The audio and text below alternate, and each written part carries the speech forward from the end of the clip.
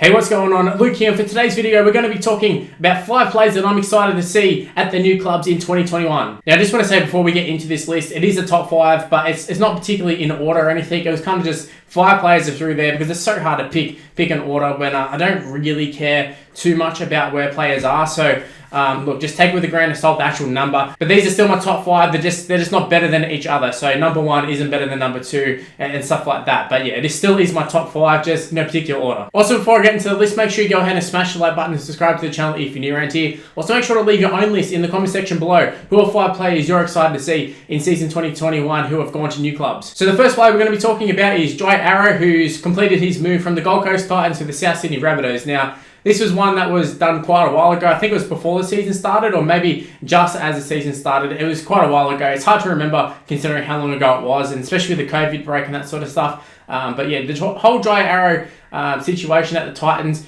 like, it seemed like a really bad one at the time. I remember there was a lot of talk about the Titans, like, oh, well, they've just lost their best forward. Like, Titans are a no-hoper at the moment. And obviously, it's funny to see how things have changed, considering the situation that they're in now. And I will just say, I would probably chuck in a couple of the Titans guys into this list. However, I feel like I'll just throw them into every signings list. So I've already talked about them to death. So yeah, I'm excited about them, but so is everyone else. So I'm going to be talking about other people, just like I am talking about Jai Arrow here. I feel like he's someone who's flown under the radar in terms of signings. Obviously, he's a fantastic player. He plays for Queensland. Was one of the best forwards for the last couple of years.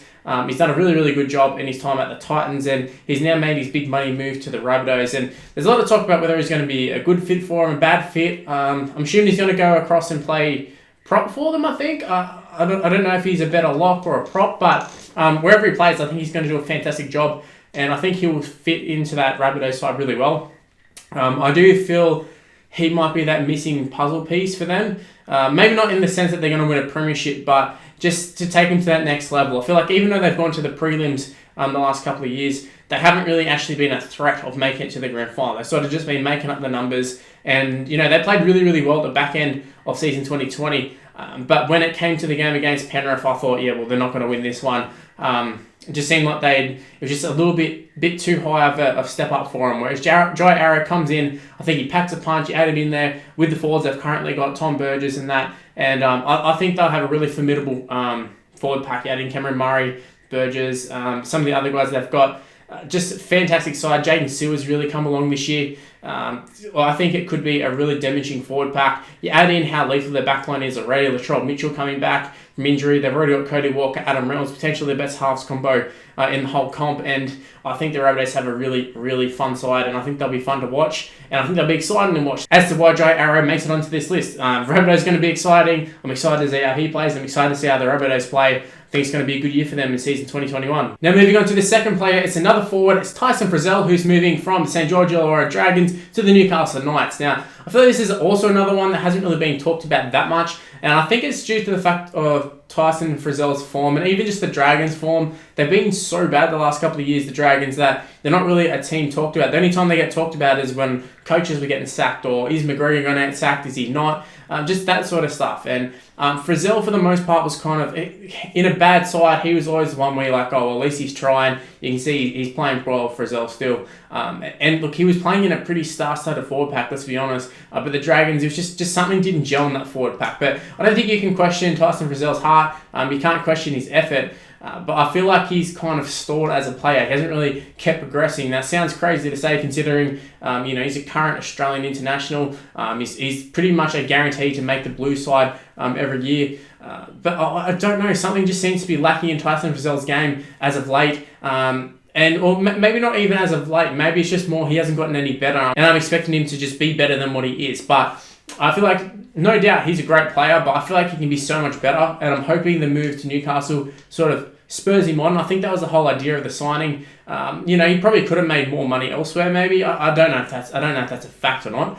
But I mean, he could have stayed at the Dragons, been comfortable. But he's gone to a new side. He's gone to Newcastle, and I think just adding him into the side with guys like Safidi, Clemmer, Fitzgibbon, they have, even Barnett, they've got a really big forward pack and a really, really sort of physical forward pack. And I think it will be scary for opposition teams. You got Clemmer there, then you got Frizell. I mean, you don't want to tackle any of them, and they can also put a hit on too. It is a very good signing in my opinion. I'd hope for Newcastle's sake they haven't paid overs for him, because at the end of the day he's just second rower. But I think it is a really good signing, and I'm hoping we get to see Tyson Frizell back at his best, because I know he's capable of a lot better than what he's dished up with the Dragons. But I mean, that's just been the Dragons as of the last couple of years. I mean, it's definitely not just Frizell. I mean, the whole forward pack has sort of been disappointing. We've seen guys like Paul Vaughan, their form's gone off the rails. I mean, he got dropped from New South Wales, that says it all. But yeah, I think Tyson Frizell, he can offer a lot more, and I think it's going to happen at Newcastle. I don't expect him to come out and all of a sudden just turn into Kick-Out or someone ridiculous, but I feel like Tyson Frizell can offer a lot more than what he's been dishing up, and I think it's going to happen at the Knights, and I think you're going to see guys like Kalen Ponga and all those guys around them benefit greatly. And it's kind of similar to the Rabbitohs. It's not even necessarily Tyson Frizell that I'm excited to see. I'm excited to see how the Knights play with Tyson Frizell. I'm excited to see the players around them, see whether they'll play better, see whether they'll benefit from him in the side. Now we move on to the third player. I've been talking about guys who I think will be entertaining in terms of they're moving to a new side, players who move around them, like I just said with Tyson Frizell. This one is more of an individual one. This one is James Roberts moving from the Rabbitohs. He's moving from the Rabbitohs technically. He got released. He's going to the West Tigers, and I'm excited to see this one purely, not even in a good way, honestly. I'm excited to see how the Tigers go, just because they've got so many players who are so hot and cold. You got Joey Leilua out in one centre position, then you got James Roberts out in the other, and both are so rocks and diamonds. Both can do absolutely brilliant stuff. Both can play like absolute shit the next. It's just, I don't know. I don't know if it's a good signing. I'd hope it's on like a sort of a minimum sort of contract. I would think the Tigers wouldn't be crazy enough to pay overs for them, especially considering they're still trying to get rid of contracts of players they've paid overs for. Your Russell Packers, they just got rid of Josh Reynolds, your Moses Mbuyas. There have been players who have been talked about being shipped around. So I would hope that James Roberts hasn't signed for big money, especially just after they signed Joey Leilua on I assume, fairly decent deal. I mean, they got his brother there too, so that might have sweetened it for him. Maybe he did take unders, but I feel like they needed a consistent sort of centre, and I don't know if they've exactly got that in James Roberts. I don't know for sure they haven't exactly got that. But Jimmy the Jet, we know at his best, he's a New South Wales centre. He's a try-scoring machine. He can create something out of nothing, but it's just a matter of, is he going to be up to scratch in season 2021, and more so due to injuries than anything else. I feel like the injuries really have derailed his career. Even when he gets going, there's always some sort of injury that just sidelines him. Even just niggling injuries. Like, there's been plenty of time to see him playing, and he's still fast, definitely still fast, probably still the fastest player on the field, but he's not running freely. He just doesn't look comfortable. And I feel like James Roberts, I don't even know if he's come out and said this, but I feel like when he's injured, that's when all the stuff seems to happen off the field, where he sort of gets in trouble and does some silly things and, battles his own demons and that sort of stuff. So I think for his sake, as well as Tigers fans' sake, as well as the NRL fans' sake, we want to see James Roberts fit and firing. We want to see him scoring some tries, doing those highlight plays that we know he's capable of. And quite frankly, I feel like with the whole Tigers side, I feel like he actually might fit in well in terms of their offloads. They throw the ball around a little bit. You got guys like Luke Brooks who are quite quick as well, and hopefully get him some early ball, and he can take on those defenders and just take them on and get straight past them, because we know he's capable of it. Just a matter of whether he can actually do it, and whether he's capable of doing it due to injuries and that sort of stuff. So I know he's been having a lot of hamstring injuries, I think it was. So I mean, with all the hamstring and stuff, a lot of players do lose their speed. But even with James Roberts, if he lost a little bit of speed, he's still going to be probably one of the top 5 quickest players in the whole comp. So he's definitely an excitement machine. Therefore, he's going to make it onto this list. It's just obvious. And even if it doesn't go great for him, I think it'll be a spectacular crash in terms of just, look, like I said, they're rocks and diamonds. Him, Leilua, all of those guys. The Tigers are so hot and cold. You got Nofaluma there, kind of a little bit the same, although he put it together this year. But plenty of guys who on their day can be really good, but when they're not on their day, they can be absolutely terrible. You add James Roberts into that, and I'm not sure what to think about the Tigers for 2021, but I think they're going to be entertaining whether they win or lose. Now, moving on to our fourth player. This one is a bit of a controversial one, not in terms of him being on the actual list and him being exciting and that, but he's just a controversial figure in the NRL in general. Adam Fanua-Blake, he's just moved from Manly. He's gone to the Warriors. Look, I personally don't like him. I personally really don't like him. He said a lot of things. You know, I think, was it him who got suspended for mouthing off at the referee or got sent off, whatever it was. Like, he's done a lot of stupid shit on and off the field. And let's not forget his off-field antics. I know better than his on-field antics. But in terms of him being an explosive player, a fantastic player, he is that. And he can offer a lot to this Warriors side. You add in the other guys the Warriors have signed, like your Murdoch, Masillas and that. They have made some pretty good signings overall. And I think you look at their squad, I think it's definitely an upgrade on last year. And you add in the experience from last year. They really bonded together well. They performed well. They played for each other. I think that's what the Warriors have kind of been lacking as of late. And I think they finally found that. I'm not sure how they're going to go this year. Nathan Brown, the coach, he hasn't really had too good of a coaching record. But in terms of being exciting to watch, I think they will be. And adding Blake is a big reason for that. Adding your Tuivasa-Sheck and all that. But the Warriors, they've typically been a side of people who I would consider like the good guys. They always seem cool. You watch them, you go, oh, wow, great guy. They're the good guys in the NRL. But now they've got in Blake, and now I'm like, oh, they've actually got a villain in the side. And that's purely why he's on this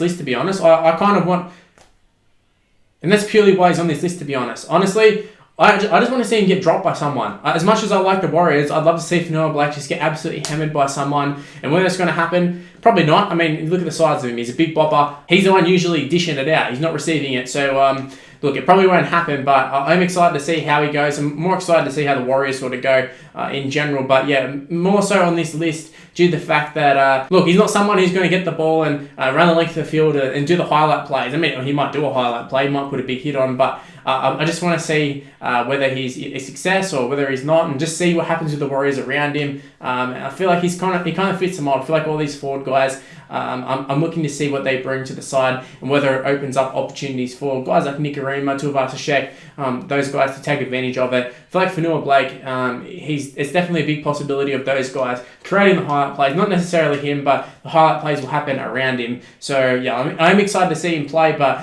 I'm really hoping someone absolutely just drops him. Now we're moving on to our final player of this list. Now this one's a bit of a strange one. I don't really know what to say in terms of where he's come from. Do I say Penrith? Do I say the Warriors? I'm talking about Jack Hetherington. He's just signed with the Bulldogs. I was just talking about Blake playing at the Warriors and playing well. Well, Jack Hetherington, he was there first. He was there last year. He was on loan from Penrith, so I guess he was a Penrith player, but I saw his listings and it came up as like Warriors to the Bulldogs, but I know that's not the case. He's only there on loan. But Jack Hetherington, I'm excited to see what he can do on the field. I mean, I'm a Bulldogs fan. Bulldogs been missing that aggression as of late. Probably haven't had it since we had guys like Frank Pritchard and Sam Casiano and David Clemmer. Those sort of guys who can get in there, do some of just rough some guys up, put the big hits on, take those damaging runs. We haven't really had anyone who could do that. Now, Jack Hetherington, look, he's not a huge name by any means. Look, even at Penrith, I don't know how highly regarded he was. I mean, they sent him on loan. He was kind of just like a fringe player, I guess. But I feel like he's exactly what the Bulldogs need. We weren't going to go out and sign absolute superstars, but we need those guys who are going to be hidden gems, and Jack Hetherington might be that. Now, we saw him take on Hargreaves, and that really did excite me back then.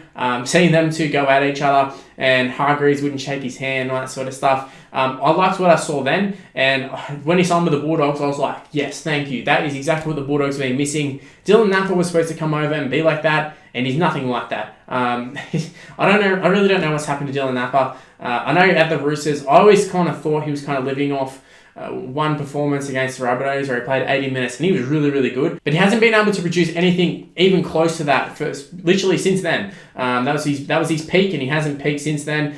He's gone into the Queensland side and he's dropped out of it. And yeah, it hasn't been a good run for Dylan Napa at the Bulldogs. He's on big money. But now we got Jack Hetherington coming in, and he plays prop. And he is a big bopper, and he's got that aggression. And I feel like he's kind of what Dylan Napa used to be. So maybe he can bring out the best in the Bulldogs. Maybe he can bring out the best in the Bulldogs forward pack. Every year they talk about, oh yeah, the Dogs of War are back, or we want to bring back the Dogs of War, and it just doesn't happen. It never happens. But maybe this is the year. Jack Hetherington comes in, Dylan Napa flies up, Luke Thompson's there. It's a lot of new faces for the Bulldogs over the last couple of years. So look, maybe Jack Hetherington's going to come in. He could be a flop, he could not be, but I'm interested to see how he goes. Hopefully at least he puts on a couple of big hits, and as a Bulldogs fan, I'm excited to see him purely just because I'm a Bulldogs fan. I mean, he probably wouldn't be on any of our guys' lists, I'm assuming. Who would be in your top 5 players you're most excited for? Because I definitely wouldn't expect you to have the same one as me. But yeah, Jack Hetherington, he's in there. I don't know what he's capable of. I haven't really seen too much of him, but I like the looks of what I've seen of him, the short little bits of him, and yeah, I'm excited to see what he can do for the Bulldogs. Anyways, that's my top 5. Leave in the comment section below what's your top 5. I'd love to take a look at them. Maybe there's some people I'm forgetting. There probably is. There's probably plenty of players that I'm forgetting about. I mean, these are ones that, you know, there's so many signings, so many players in the NRL that I'm bound to forget a couple. So definitely leave in the comment section below who's your top 5 and if there's any massive misses. Also, before you say Tino or Dave Fafita, or some of those big ones that I've talked about to death in this channel, don't worry about them. I haven't forgot them. It's just more so I wanted to talk about people who are different rather than talking about the same guys every video. So that's why they weren't in it. Otherwise, I'd be talking about Tino, I'd be talking about Dave Fafita. They're obviously very exciting. The Titans in general are very exciting. But yeah, that's the only reason I didn't talk about them. Anyways, I'm going to wrap up this video. Hopefully you did enjoy it. If you did, make sure you go ahead and smash the like button, subscribe to the channel if you're new around here. Also, make sure to turn on the notification bell. It is quite important. It lets you be notified immediately. You'll get a little pop-up thing on your phone. It'll tell you, yep, Mr. Luke's uploaded. You don't have to worry about, oh, has he uploaded? Has he not uploaded? Oh, I better go check. No, you can just be told straight away when I've uploaded. If you're one of those ones you go in right first, you can go ahead and do that. You can have a little bit of a race there. But yeah, turn the notification bells. Also, go ahead and give me a follow on social media. It's on the screen right now. Mr. Luke on YT for the most part. Just Mr. Luke on Facebook. The links are all in the description if it's easier for you that way. But yeah, you can just search up Mr. Luke on YT. It should pop up. Anyways, that's where I'm going to end the video. Hopefully you did enjoy it. And hopefully you stay tuned for more content on the channel. See yous. Bye.